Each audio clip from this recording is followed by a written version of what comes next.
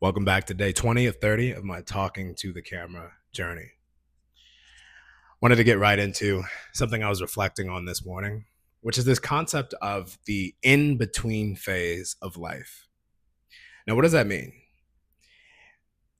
I refer to it as this chasm in between your current state of life, your circumstances, the money you're making, the relationships in your life, things you've seen and experienced, and this desired state, this vision you have for yourself, your lifestyle, what you're exposed to regularly, what those relationships look like, what those experiences look and feel like, and who's around you to experience that with you as well. The in between phase, why does that come up? Where does that come from? And I believe it comes from the lack of belief that you're worth having the desired reality, that you're the type of person even capable of having those things. But I actually, when really digging deeper into this and journaling about it, what I feel that truly stems from is actually the fact that you know you can have those things. But that knowing doesn't come from just false platitudes or just a sense of ego. For me, it's come from me continuing to strengthen my relationship with God. And when I really reflect on the word and the concept of being created in God's image and the fact that nothing's impossible to God, there's no limits in his eyes, in his world, in his vision.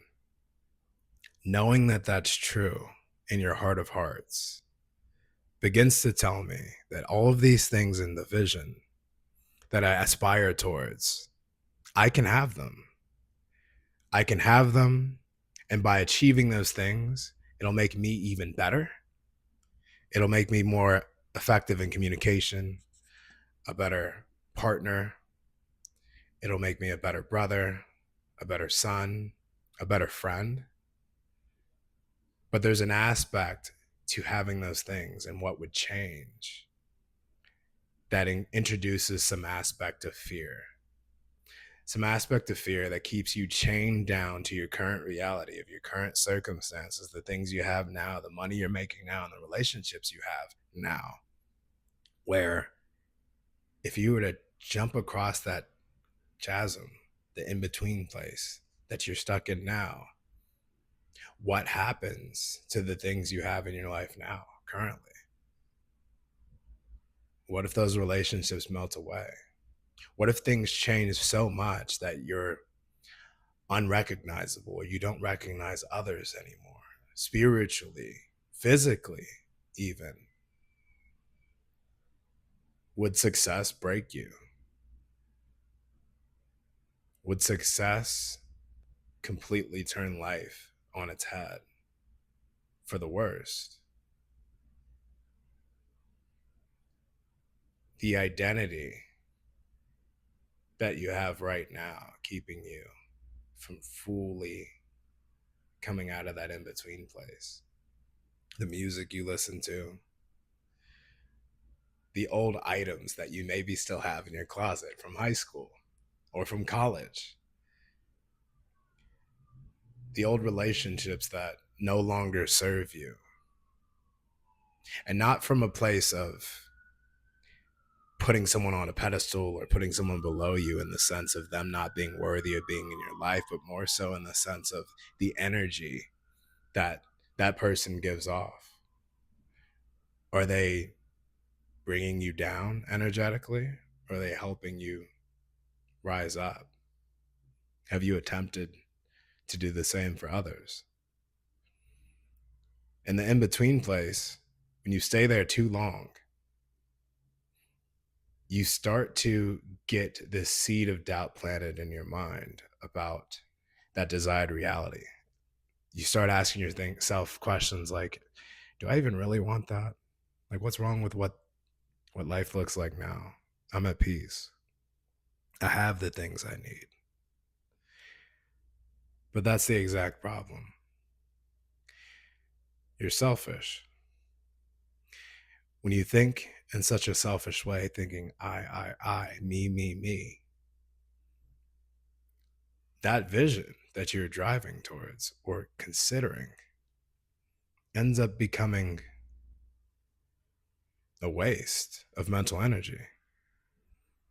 What's the use of driving towards something if you can't share it with the people that you love around you, the experiences? What's the point to life otherwise? So the question to really ask yourself then becomes, if I remain in this spot, that in between place, if I continue to ignore my calling or this aspect to me that aspires towards greater things, what is that saying about how I also feel about the people that I see in my life in the future? What life might I be? Revoking may not be the best word, but what life might I be preventing that person from also living by choosing to stay behind in this old identity, staying in that in between phase? I said face, I meant place. No edits. Um, but yeah, because in 5 years down the line, if you stay in that space for so long and you give up on all those hopes and dreams and you keep pushing things off and you never step out of this current level that you're at, and you look back on your life to this moment today, right now, where you had the choice to take different actions, to simply just say, I am the type of person that does these things and has these things, saying it with so much conviction every morning and every night before you go to sleep and right when you wake up, as much as you can, praying without ceasing, then at that point, time will tell. Time will tell if it was truly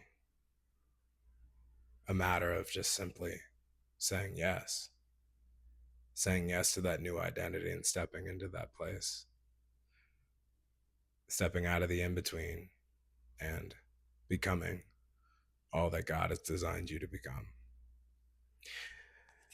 So, this was my day 20 of 30 of talking to the camera journey. I'm a little raspy in the voice and a little tired. So, like I said from the beginning of this, I was not going to do a bunch of takes, edits, whatnot. Some of my words didn't come out as clearly as I'd like them to, but that's okay. We live and learn, and we keep pushing forward. Until tomorrow for day 21. If you listened in, I appreciate it, and hope it gives you something worth reflecting on.